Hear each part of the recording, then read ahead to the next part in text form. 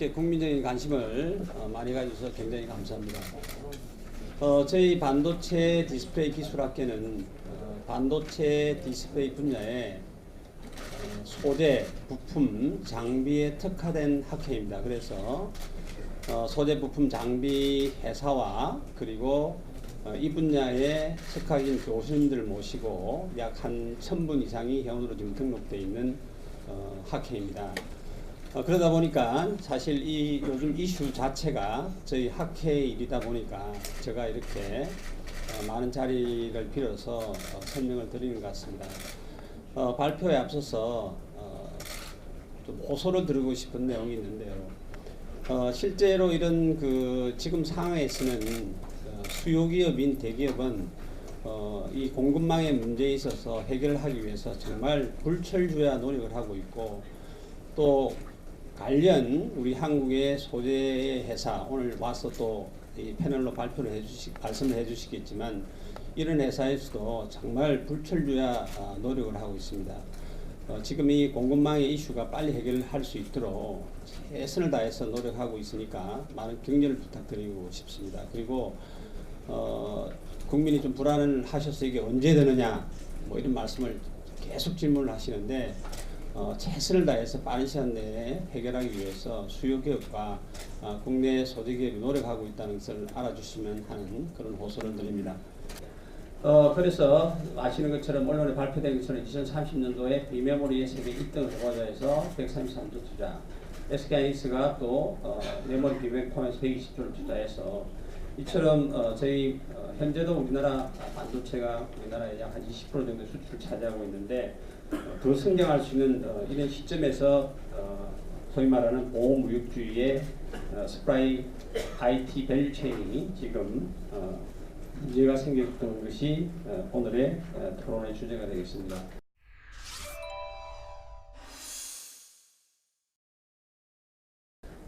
이번에 이제 일본 수출 규제와 하이트 국가로서 저희 나라가 이제 제외가 되었는데요. 무역협회 자료를 보면 우리가 그럼 일본으로부터 얼마 정도 수입을 하느냐 뭐 정확한지는 않은 것 같습니다. 왜냐하면 항목이 워낙 많기 때문에. 근데 적게는 80조, 많게는 한 100조 정도를 수입하고 있다. 굉장히 큰 수입을 하고 있다는 내용이 되겠습니다. 제가 요즘 굉장히 곤욕을 많이 치르고 있는 학기자입니다. 저에게 항상 이게 언제 해결되느냐 하는 질문을 계속 하시는데요. 정말 굉장히 제가 곤혹스럽습니다. 여러분들이 이제 계속해서 뭐 불산은 어떻게 되느냐, 포트레이서들은 참 이야기하는데 제가 정확한 답은 드릴 수는 없고요. 저희 이제 학교에서 이제 많은 토의를 가끔씩 하기 때문에 일단 아시는 것처럼 불산 같은 경우는 스텔라 케미칼이 스텔라 케미칼 일본으로 수입하는데 매출액의 한 80%가 한국에 불산을 수출하고 있습니다. 그리고 국내 회사 S사 뭐 여기 S사에서 받아서 국내 대기업에 제공을 하고 있고요. 현재 이제 많은 수요기업은 굉장히 공급망이 이렇게 불안정하면 생산에 굉장히 문제가 생기기 때문에 정말 최선을 다하고 있습니다. 지금. 그래서 원전의 무수불산을 해외에서 받아오거나 아니면 뭐 바로 케미칼 받아오거나 받아온 것을 국산화를 한다는 일은 진행이 되고 있고요. 제가 이제 말씀드리고 싶은 것은 저도 반도체 엔지가 35년이 됐는데 지난 40년 동안 반도체를 하면서 이 못지않은 굉장히 위기가 굉장히 많았습니다. 많았지만 반드시 기업들은 그 위기를 극복을 했습니다. 물론 기업만이 극복을 한 것이 아니라 우리 온 국민들이 특히 과학기술계가 많은 지원을 해서 이 위기를 극복을 했습니다. 분명히 극복할 것으로 생각을 합니다. 단지 시간의 문제라는 겁니다. 그래서 예를 들어서 저희들이 결국은 나중에 극복을 한다면 그 데미지는 누구한테 가겠느냐? 결국은 일본 업체한테 돌아가지 않겠느냐? 결국은 우리가 국산화가 지금 이슈가 되는 이런 소재 품목이 국산화가 되고 또 해외 업체 밴드 다 배나되고 국산화만으로 가지고는 해결할 수가 없습니다. 그래서 해외 업체 밴드 다변을 동시에 지금 진행을 하고 있고요. 또 해야 됩니다. 이걸 통해서 이제 다변화가 되면 이때는 기존 사용하고 있는 예를 들어서 모리타 같은 경우는 80%가 한국에 판매액의 80%가 한국인데 결국은 그 매출액은 급감할 수밖에 없겠죠. 나중에 왜? 한번 사용하고 나면 바꾸기가 굉장히 안 쉽습니다. 예를 들어서 93년에 스미토모 화학의 반도체 에폭시 수지 공장에 폭발 사고가 났습니다. 그래서 우리 그 당시에 한국의 반도체 회사가 3개사였는데 2개월치밖에 재고가 없었습니다. 저는 아직도 기억이 납니다. 제가 근무하던 시절이었기 때문에 그래서 이 당시에 중국 대만업체로부터 많은 시간으로 소위 말하는 국가 다변화를 실행을 해서 실제적으로 가동이 되어서 큰 문제가 없었습니다. 그렇지만 이 스미토모 화학은 나중에 이제 정상 가동이 되었지만 이미 국내 반도체들뿐만 아니라 인텔부터 해서 TSMC 같은 회사들이 이미 벤더를 바꿔버린 거죠. 바꿔버린 상태에서 스미토모는 결국은 다시 복귀를 했지만 팔 수가 없는 겁니다. 그래서 결국은 대만에서 매각을 했다. 결국 이런 일이 왜 안 생기겠느냐. 그래서 또 정말 우리가 이걸 극복을 못해서 정말 우리가 반도체 디스플레이, 반도체 칩과 디스플레이 패널을 우리가 생산하는데 감소가 생긴다면 전 세계 이 IT 업체도 데미지를 먹게 되는 겁니다. 일본 업체도 마찬가지인 거죠. 그래서 이것은 일본 정부에서 잘못하는 것 같습니다. 빨리 일본 정부에서 수출 규제를 철회를 해야 된다 하는 것을 다시 한번 강조드리고 싶습니다. 우리가 이제 지금 일본의 수출 규제 때문에 이제 국산화에 대한 이야기를 하고 있는데요. 저는 국산화라는 표현을 잘 안 쓰려고 그럽니다. 왜냐하면 나중에 설명드리겠지만 우리나라에서 만드는 제품이 국산화라고 하면 꼭 이류 제품이라는 그런 인식을 가지고 있습니다. 반도체 디스플레이의 경우에는 정말 최첨단 반도체 디스플레이 기술을 사용하기 때문에 사용하는 소재 부품 장비도 1등 제품이 아니면 절대로 쓸 수가 없습니다. 그러면 결국은 우리나라의 반도체 디스플레이 소재 부품 장비를 글로벌 수준으로 육성시키는 전략이 나와야 되지 않느냐. 그 말을 강조하고 싶고요. 우리도 오늘 이번만큼의 충격이 큰지는 잘 모르겠으나 우리가 동일본 대지진에서도 유사한 일이 발생을 했습니다.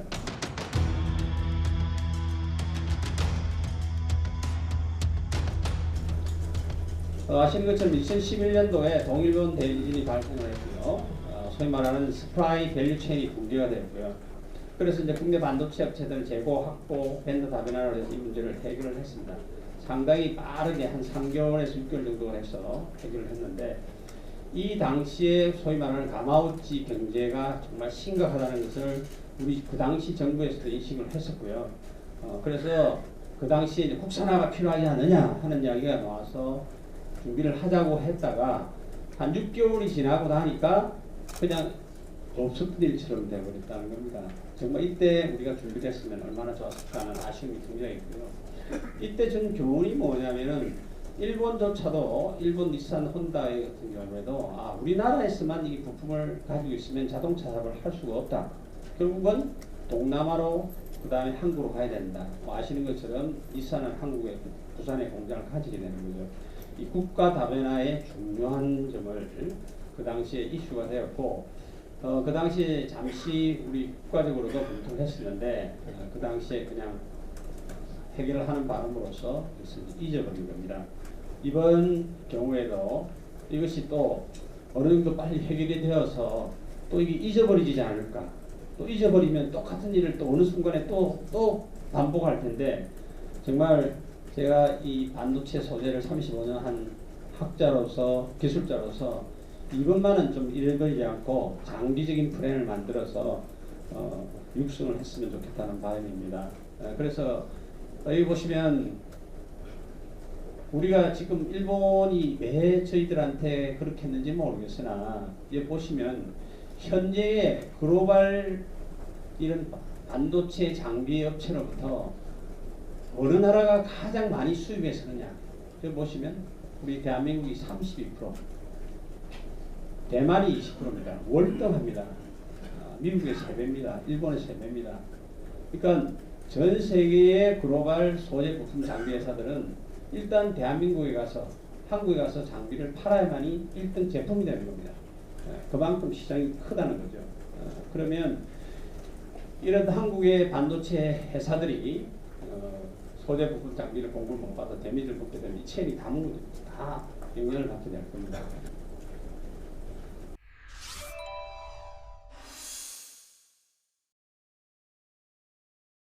자, 정말 이제 지금부터 중요한 이야기를 해드리고 싶은 것이 우리 반도체 디스플레이, 즉 IT 비즈니스에 있어서 저희들이 중앙에 있는 위치에 있는데 이 IT 비즈니스의 무역 환경이 자유무역주의에서 보호무역주의로 완전히 전환되었는데 우리가 빨리 인식을 못하고 있는 겁니다.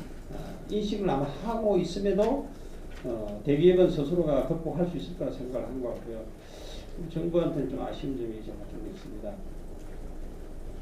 아시는 것처럼 오바마 정부 시절에는 IT 업체 그리고 우리나라는 여기죠. 반도체 소자 패널 업체 그리고 미국이나 일본이나 뭐 벨기에 같은 회사들은 소위 말하는 소재품 장비를 공급하는 이런 IT 밸류 체인이라고 부르는 혹은 IT 스프라이 체인이라고 부르는데 역시 잘 역할 분담이 되어서 이 세 분야 자체가 동방성장을 하고 세계 경제를 리드를 하고 있었습니다. 특히 우리 한국의 대기업은 중국의 그 성장, 중국 내부의 시장의 성장에 의해서 저희들도 엄청난 같이 동반 성장을 했기 때문에 정말 보기가 어려울 수도 있었다고 생각을 합니다만 그러나 이제 제조 2025 발표의 핵심이 메모리 반도체가 들어가 있다 보니까 거기에 소기술 격차를 통해서 중국의 수익을 뿌리시자 하고 했는데 이 전략이 틀린 것은 절대 아닙니다.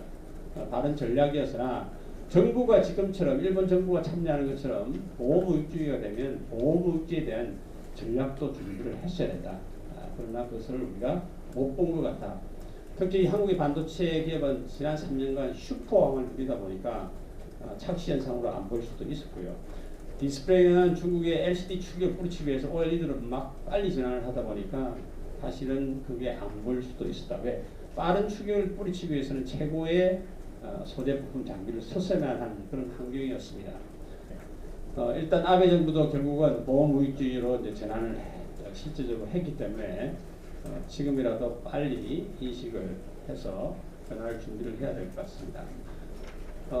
우리가 지금 이번 일본 규제에 그런 이슈에 있어서 그러면 대기업은 준비를 전혀 안 했던 거냐? 그런 건 전혀 아닙니다. 대기업은 기본적으로 글로벌 수준의 소재부품 장비 벤더 다변화를 계속 추진을 해오고 있었고 특히 이제 국내 이런 벤더들 해외 벤더들을 국내 공장 유치를 굉장히 노력을 많이 했습니다. 왜냐하면 벤더 다변화를 하지 않으면 한 벤더의 연소식이 커지게 되면 전공정이 뭐 메모리 반도체만 하더라도 뭐 20일에서 2달에서 길게는 6개월짜리도 있습니다. 그렇기 때문에 벤더 다변화를 추진을 해왔는데 여기에 국가 다변화가 안 됐던 거죠. 예를 들어서 이번에 EUVPR 같은 경우는 90% 이상이 일본에서 수입을 하고 그 다음에 불산 같은 경우는 42%이지만 무소불산 같은 경우는 거의 100% 수입을 한 거죠. 문제는 그래서 이렇게 벤더 다변화를 했음에도 불구하고 그게 다 한 나라라는 겁니다. 그래서 이 국가 다변화를 생각하지 못했다. 이제는 보호무역지 시대는 기업 스스로가 잘할 수 있도록만 할 수가 없습니다. 정부가 같이 해야 되기 때문에 좀 지속적으로 하는 정책을 써야 되는데 정부가 바뀌더라도 계속 지속적으로 할 수 있는 그런 전략이 나와야 되겠고 이 전략 수립을 위해서 저희 과학기술계는 아마 인력 양성을 포함해서 기술 지원을 포함해서 아마 최선을 다해서 지원할 것으로 생각합니다. 이제 이렇게 국가 다변화가 필요하면 대기업이 단기적으로는 좀 아쉬울 수도 있을지는 모르겠으나 반드시 국가 다변화를 할 수 있는 글로벌 수준이 된 국내 소재 부품 회사가 생기면 반드시 구매를 해주는 이런 것이 필요하지 않느냐.